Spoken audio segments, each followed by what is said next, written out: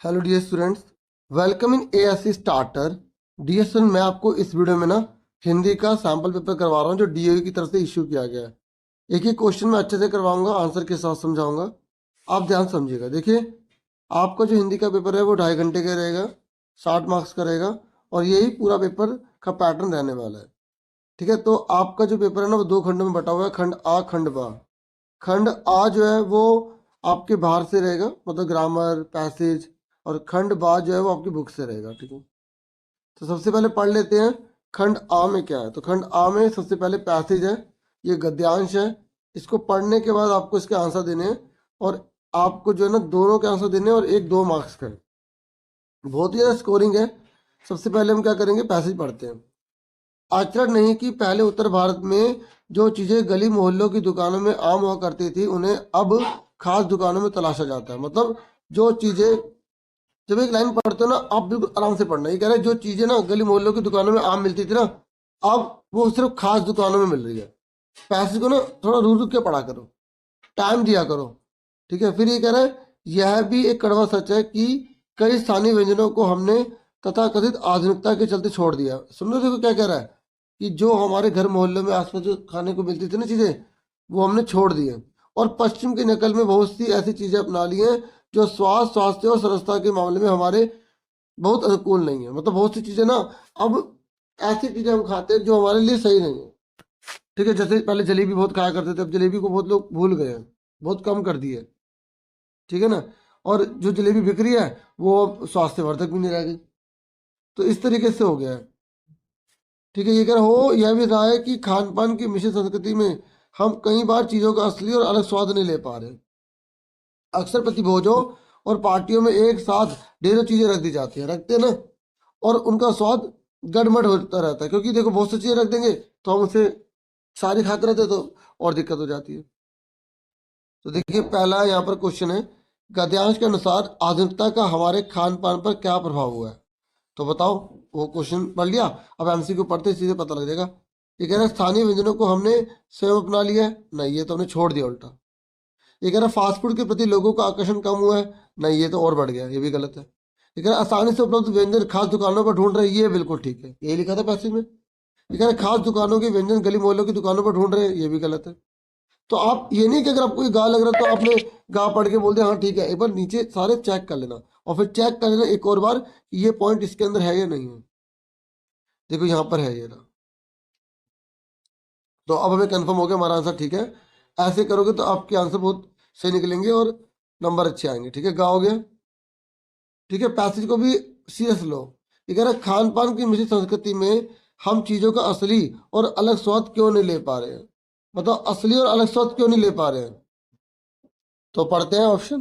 तो देखिए पहला पॉइंट क्या लिखा है, ये कह रहा है प्रतिभोजों और पार्टियों में कम चीजें रखने के कारण। ये तो होता नहीं है, प्रतिभोजों और पार्टियों में कम लोगों के आने का ऐसा भी पॉसिबल नहीं है। मतलब हर किसी में सब में थोड़ी सेम होगी, हर पार्टी में कम लोग जाएंगे। प्रतिभोजन और पार्टी में ढेरों चीजें रख देने के कारण ये सही है, क्योंकि हमें पैसेज के अकॉर्डिंग देखना है। प्रतिभोजन और पार्टी में सारे व्यंजन रखने के कारण ये सही नहीं है। ठीक है, तो ये फिर भी चेक कर लेते हैं कि ढेरों चीजें रख रहे थे। ये देखिए यहाँ पर, ये देखो ये लिखा रखा है ना, तो इसका मतलब हमारा ये बिल्कुल कंफर्म हो गया कि हमारा ये आंसर बिल्कुल ठीक है। ठीक है, इसका भी सी था और इसका भी सी था। ठीक है, अब आओ नेक्स्ट पर। अब हमसे कविता पूछी गई है और फिर यहाँ पे क्वेश्चन पूछे गए होंगे। आओ पहले कविता पढ़ते हैं। देखिए, कठपुतली गुस्से से उबली, बोली ये धागे क्यों है मेरे पीछे आगे। मतलब धागों ने बांध रखा उसे, है ना। इन्हें तोड़ दो, मुझे मेरे पांव पर छोड़ दो। सुनकर बोली और कठपुतलियां कि हाँ, बहुत दिन हुए हमें अपने मन के छंद छुए। मतलब मन की करना चाहती है वो। अब देखते हैं पहला क्वेश्चन क्या है। काव्यांश के अनुसार कठपुतली क्रोध में क्यों थी। तो पढ़ते हैं धागों से खेलना पाने के कारण, ऐसी बात तो नहीं है यहाँ पे। धागों से संचालित होने के कारण, हाँ यही बात है। धागों से संचालित, धागों से चल रही थी, वो धागों से बंधी हुई थी, धागों से उसे काम करवा रहे थे। धागों से मुक्त होने के कारण फिर वो दुखी क्यों होगी भाई। कठपुतली को पाँव पर छोड़ने के कारण, तो अगर ऐसा होगा तो कठपुतली तो और खुश होगी ना। तो इसलिए इसका आंसर क्या है, खा। फिर भी चेक कर लेते हैं। देखो यहाँ पर संचालित तो नहीं लिखा, लेकिन ये लिखा है कि उसके आगे पीछे धागे धागे हैं।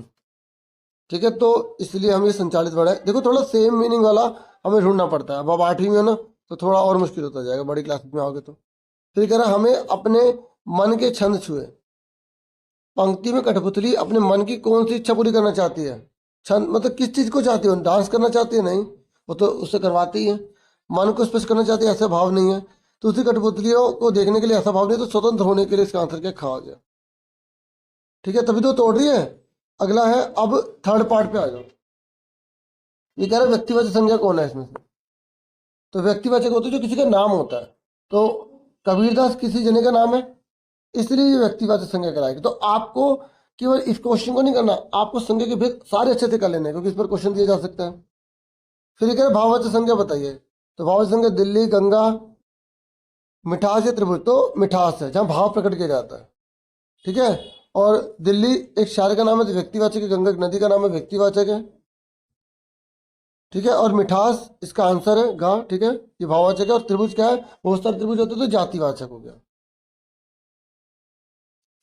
फिर उसके बाद दरवाजे पर कौन खड़ा है? सर्वनाम की पहचान करनी है। तो सर्वनाम यहाँ पे कौन आएगा? कौन आएगा। ठीक है ना, जो संज्ञा के स्थान पर प्रयोग होता है उसे सर्वनाम कहते हैं। फिर ये कह रहा है पुलकित पंख में विशेषण के भेद की पहचान कीजिए। तो पुलकित मतलब खुश होना है ना, एक तो एक उसका गुण है, तो क्या आगे गुणवाचक विशेषण आगे, इसका आंसर आएगा। फिर नेक्स्ट है प्रश्न नंबर 4। आपको इसे पढ़ना है, फिर इसके आंसर देने हैं। तो पढ़ते हैं, पैसेज है फिर से बुक की है।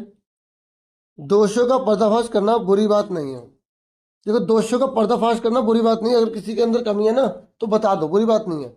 बुराई यह मालूम होती है कि किसी के आचरण के गलत पक्ष को उद्घाटित करके उसमें रस लिया जाता है। मतलब किसी की बुराई बता रहे हो कोई दिक्कत नहीं है, लेकिन बुराई बताने के बाद उसमें लोग मजे लेते हैं, वो गलत है। और दोषोद्घाटन को एकमात्र कर्तव्य मान लिया जाता है, मतलब दूसरे का दोष निकालते रहो, ये कर्तव्य है।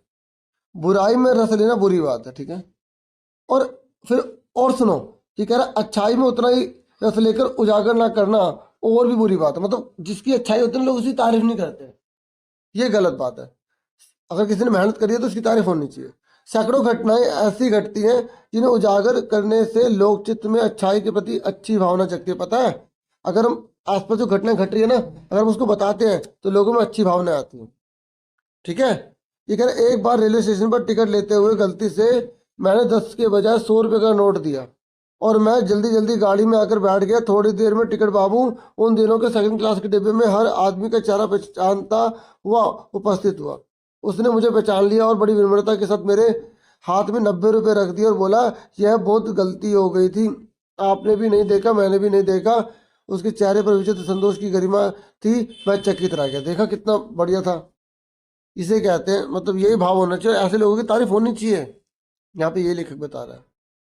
अब देखो पहला क्वेश्चन है, गद्यांश के अनुसार दोषियों का पर्दाफाश करना बुरी बात नहीं है। इसका मतलब क्या है? इसका मतलब क्या है? पहला, कमियों पर हंसना चाहिए? नहीं। कमियों के प्रचार से बचना चाहिए? कमियों को उजागर करना चाहिए? कमियों की प्रशंसा करनी चाहिए? बताओ क्या होगा, बेस्ट आंसर बताओ। हाँ, बिल्कुल सही जो बच्चे गा कह रहे हैं, क्योंकि कमियों को तो पता लगना चाहिए ना, तभी तो दूर होंगी। पर उसका मजाक बनाना बुरी बात वो कह रहा है। ठीक है, फिर नेक्स्ट है, गद्यांश के अनुसार लोकचित्त में अच्छाई के प्रति अच्छी भावना कैसे जगती है? बताओ। अगर हम अच्छाई को उजागर करेंगे, हमें सिंपल इसी में पता लग गया, तो आगे पढ़ने की जरूरत नहीं है ना। फिर उसके बाद गाँव देखिए, ये कह रहा है गद्यांश के अनुसार टिकट बाबू गाड़ी के डिब्बे में क्यों उपस्थित हुए होंगे? बताओ, टिकट वाला गाड़ी में आ गया। देखो ऐसे भी इंसान है, क्यों आए थे वो? लेखक से शेष राशि लेने के लिए आए थे या लेखक को शेष राशि देने के लिए आए थे? मुझे पता है कि आप सबने सही से सुनी होगी, पैसे खा आंसर आ जाएगा। ठीक है, फिर ये कह रहा है गद्यांश के अनुसार लेखक को आश्चर्य क्यों हुआ? बताओ, बेईमानी पर? नहीं, बेईमानी तो करी नहीं। चालाकी पर? ये भी नहीं करा। शरारत भी नहीं करी, ईमानदारी करी ना। उसे हैरान हो कि ईमानदार लोग भी हैं। चलो देखिए, पांचवा क्वेश्चन है, ये काव्यांश से जुड़ा हुआ है। इसको हम ध्यान से पढ़ते हैं, फिर इसके आंसर देंगे।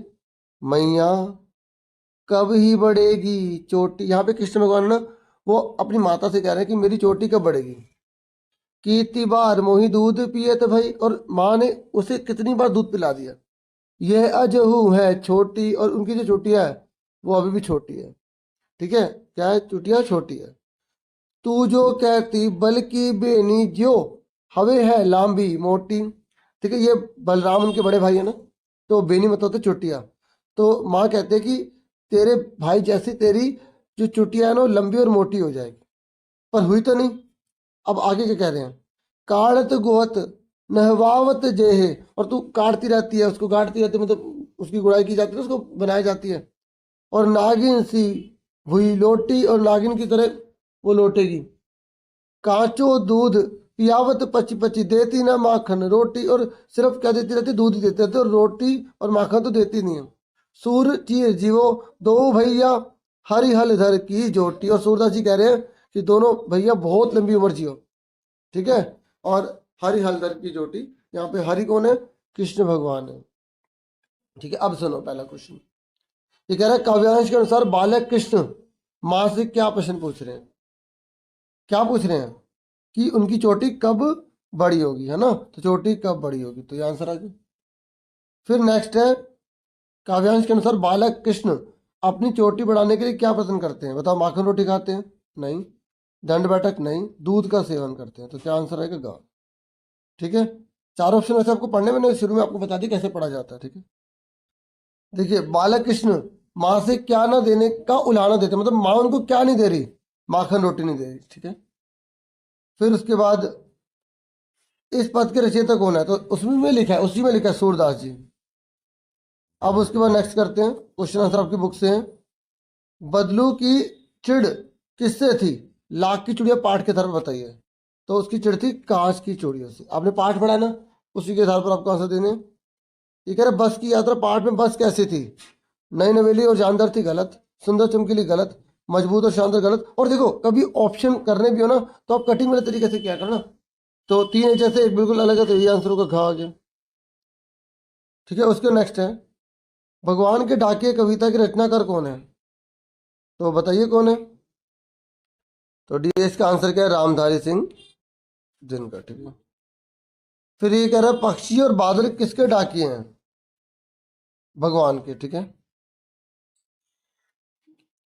फिर उसके बाद यहाँ पर आपको ना समास बताना है, देखो यहाँ पे डैश लिखा हुआ है, तो समास सारे कर लो, सुख दुख लिखा है, तो कौन सा समास हो गया, द्वंद्व समास हो गया, द्वंद्व समास। फिर नेक्स्ट है आरामदेह शब्द में मूल शब्द और आपको प्रत्यय बताना है, मैं भी आपको ना बता रहा हूँ, फिर आपको आंसर बताता हूँ। देखो मूल शब्द कौन सा है, पहले एग्जाम में आप लिखोगे मूल शब्द, फिर आप लिख दोगे आरामदेह, सॉरी आराम लिख दोगे मूल शब्द। फिर प्रत्यय पूछा है, तो आप क्या लिख दोगे, खाली देह, ठीक है, इस तरीके से करना है। प्रत्यय पीछे लगता है बच्चों, ठीक है। फिर ये कह रहे हैं नादान शब्द की भाववाचक संज्ञा बताइए, तो नादानी हो जाएगा, ना दा नहीं। फिर ये कह रहे हैं खट्टे आम ले आओ में विशेषण छाटना है, तो जो संज्ञा सर्वनाम की विशेषता बताते हैं उससे विशेषण कहते हैं, तो खट्टे आ जाएगा, ठीक है। अब आप इसका आंसर देख लो एक बार, ठीक है। ये देखो आंसर, द्वंद्व समास, आरामदेह में मूल शब्द प्रत्यय बताना था, मूल शब्द आराम हो गया और प्रत्यय हो गया देह, ठीक है। इस तरीके से आप अच्छे से ठीक ना। और नादान में आपको भाववाचक संज्ञा बतानी थी, तो ये नादानी हो जाएगा, और खट्टे इसमें विशेषण छाटा तो खट्टे हो गए, ठीक है। देखिए अब 9 क्वेश्चन पढ़ते हैं, यहाँ पर आपको इनके उत्तर देने हैं। पहला है, यह कठिन समय नहीं है, यह बताने के लिए कविता द्वारा दिए गए कोई एक तर्क को दीजिए, कोई भी आपको एक तर्क बताना है, तो यहाँ पर आप देख लो, ठीक है। आप ये लिख देंगे, अभी भी झड़ती हुई पत्ती थामने को बैठा है हाथ एक, ठीक है, यहाँ से यहाँ तक लिख देंगे, ठीक है। फिर नेक्स्ट क्वेश्चन है, यहाँ पर कबीर ने तलवार और म्यान में से किसका मोल करने की बात कही है, तो आप आंसर यहाँ बता देना, कबीर तलवार की कदर करने की बात करते हैं, म्यान की नहीं, ठीक है, ये आंसर हो जाएगा। नहीं तो आप इतना लिख देना, कबीर ने तलवार के मोल करने की बात कही है। बालकृष्ण किस लोभ के कारण दूध पीने के लिए तैयार हुए, तो आप आंसर लिख देना, सांप जितनी लंबी चोटी के प्रलोभन के कारण बालकृष्ण दूध पीने के लिए तैयार है, ठीक है। या आप अपनी लैंग्वेज में बना के लिख सकते हैं, ठीक है। फिर नेक्स्ट है एक महादेश से दूसरे महादेश को कौन जाते हैं, भगवान के डाकिए पाठ के आधार पर बताइए, तो आंसर बताएंगे, भगवान के डाकिए पाठ के अनुसार पक्षी और बादल एक महाद्वीप से दूसरे महाद्वीप में जाते हैं। ठीक है, अब हमसे क्या पूछा गया, नेक्स्ट क्वेश्चन यहाँ देखो, यहाँ पर गद्य पाठ के आधार पर करना है आपको। ठीक है, ये कह रहा है लाला झाऊलाल से उसकी पत्नी ने कितने रुपए मांगे थे, तो आपको पता है 250 रुपये मांगे थे। बदलू किस चीज़ की चूड़ियाँ बनाता था, लाख की चूड़ियाँ बनाता था। मैं अभी आंसर साथ में दिखा रहा था, पहले आंसर बता दो। संविधान के आंदोलन के किसने नेतृत्व किया, महात्मा गांधी ने। और किस सवारी को विनम्र सवारी कहा जाता है, साइकिल को। ठीक है, अब इसका आंसर देख लो आप सारे। ठीक है, ये आंसर सारे हो गए, मैंने आपको बता दिए। ठीक है, उसके बाद नेक्स्ट देखो फटाफट। नेक्स्ट क्वेश्चन है, निम्नलिखित गद्य के आधार पर आपको 30 से 40 शब्दों में आंसर देने हैं। ये कह रहा है वस्तु विनिमय प्रणाली क्या होती है। देखिए, वस्तु विनिमय प्रणाली विनिमय की एक पुरानी पद्धति है। इस प्रणाली में धन का उपयोग किए बिना किसी वस्तु या सेवा के बदले सीधे अन्य वस्तु या सेवा का व्यापार किया जाता है। मतलब जब वस्तु के बदले वस्तु ली दी जाती है उसे वस्तु विनिमय कहते हैं। एग्जाम्पल आप कोई सा भी अपनी मर्जी से दे सकते हैं। ठीक है, फिर नेक्स्ट क्वेश्चन देखते हैं। देखिए नेक्स्ट है, साइकिल चलाना ग्रामीण महिलाओं के लिए आज़ादी के प्रति किस प्रकार बन गया। तो आप लिख दोगे स्वतंत्रता के रूप में साइकिल चलाना। ग्रामीण महिलाओं के लिए साइकिल चलाना स्वतंत्रता का प्रतीक बन गया, क्योंकि इससे उन्हें गतिशीलता और आज़ादी मिली, क्योंकि अब इधर उधर जा सकती थी। इससे उन्हें पुरुषों व सार्वजनिक परिवहन पर निर्भर हुए बिना काम पर, बाजार में या अन्य गाँव में जाने की सुविधा मिली, जिससे उनकी सामाजिक और आर्थिक स्वतंत्रता बढ़ गई। बना बना के लिख देना इसे भी। ठीक है, बाकी इसे हिंट के लिए पढ़ लो। फिर नेक्स्ट है, लाला झाऊलाल को बेढंगा लोटा पसंद नहीं था, लेकिन वे अपनी पत्नी को कुछ नहीं बोले। वे चुप क्यों रहे होंगे, अपना विचार लिखिए। देखो, आपको बना बना के लिखना है यहाँ पर भी। आप बता देना लाला झाऊलाल का मौन। लाला झाऊलाल शायद इसलिए चुप रहे क्योंकि वह अपनी पत्नी को परेशान नहीं करना चाहते थे या कोई बहस शुरू नहीं करना चाहते थे। शायद वे बर्तन के प्रति अपनी नापसंदगी व्यक्त करने की अपेक्षा घर में शांति को अधिक महत्व देते थे। जब लड़ाई होगी, झगड़ा होगा। दूसरा कारण हो सकता है कि वे असभ्य या कृतज्ञ नहीं दिखना चाहते थे, कि वे बेकार हैं, इस तरीके का माहौल नहीं बिगाड़ना चाहते थे, है ना। अपनी मर्जी से आप लिख देना जो आपको सही समझ में आ रहा है, लेकिन सही भी होना चाहिए ना। फिर नेक्स्ट है, धोखे मिलने के बाद भी लेखक निराश क्यों नहीं है, बताइए। आप लिखोगे लेखक का लचीलापन। लेखक को निराशा नहीं होगी क्योंकि उनका दृष्टिकोण सकारात्मक है या उन्हें मानव स्वभाव की गहरी समझ है। वे धोखे को जीवन का एक हिस्सा मान सकते हैं। इससे होने वाली चोट के बजाय सीखे हुए सबक का पर ध्यान केंद्रित करना पसंद कर सकते हैं। इसके अतिरिक्त लेखक को अपने अनुभव में शक्ति मिलती है। उनका मानना है कि ये चुनौतियाँ उन्हें अधिक लचीला बनाएंगी। मतलब आप बना बना के लिख दो कि दुनिया में आज भी अच्छे लोग हैं। हिंट के लिए इसको यूज़ करना। ठीक है, आज भी अच्छे लोग हैं, इससे उनके अंदर पॉजिटिविटी है, सकारात्मकता है। ठीक है, फिर नेक्स्ट है, आपको पद्य के क्वेश्चन दे रखे हैं, आपको इसका आंसर देना है। पहला, एक देश की धरती दूसरे देश को सुगंध भेजती है, इसका भाव क्या है। देखो, एक देश की धरती दूसरे देश को सुगंध भेजती है, कथन का भाव। यह कथन विश्व की परस्पर संबद्धता को दर्शाता है। मतलब विश्व पूरा जुड़ा हुआ है। जहाँ एक देश के संसाधन और संस्कृति स्वाभाविक रूप से अन्य देशों तक विस्तारित होते हैं, जिससे सद्भाव और आदान प्रदान को बढ़ावा मिलता है। ये सद्भाव लिखा है। ठीक है, नेक्स्ट है, चिड़िया चोंच में तिनका दबाकर उड़ने की तैयारी में क्यों है। वह तिनकों का क्या करती होगी, यह सबसे कठिन समय नहीं पाठ के आधार पर आपको बताना है। आप लिखेंगे पक्षी अपना घोंसला बनाने की तैयारी कर रही है। ठीक है, या पक्षी कर रहा है, उसके हिसाब से भी लिख सकते हो। जो चुनौतीपूर्ण समय में भी आशा और जीवन की निरंतरता का प्रतीक है। मतलब मुसीबत में भी हमें आगे बढ़ते रहना चाहिए। वह टहनियों का उपयोग अपने घोंसले के निर्माण में करेगी, जो उसके बच्चों के लिए सुरक्षित आश्रय होगा। यह कार्य इस विषय को प्रतिबिंबित करता है कि प्रतिकूल परिस्थितियों में भी जीवन और सृजन कायम रहता है। ठीक है, तो हमें आगे बढ़ते रहना चाहिए, चाहे जितनी मर्जी मुसीबत आए, और उन मुसीबतों का सामना करना चाहिए। ठीक है, गलत राह नहीं पकड़नी चाहिए। नेक्स्ट है, मक्खन चुराते और खाते समय श्री कृष्ण थोड़ा सा मक्खन बिखरा क्यों देते हैं, बताओ। देखिए, मक्खन चुराते समय श्री कृष्ण, भगवान कृष्ण मक्खन चुराते और खाते समय अपने साथियों और पर्यावरण के साथ अपनी खुशी साझा करने के लिए थोड़ा मक्खन बिखेरते हैं। ठीक है, यह कृत्य उसके चंचल स्वभाव और उसके आसपास की दुनिया के साथ उसके जुड़ाव को दर्शाता है। नहीं तो बना के तो बालपन है, तो इसलिए भी वो गिरा देते हैं। ठीक है, आप अपने भावों को भी प्रकट कर सकते हैं।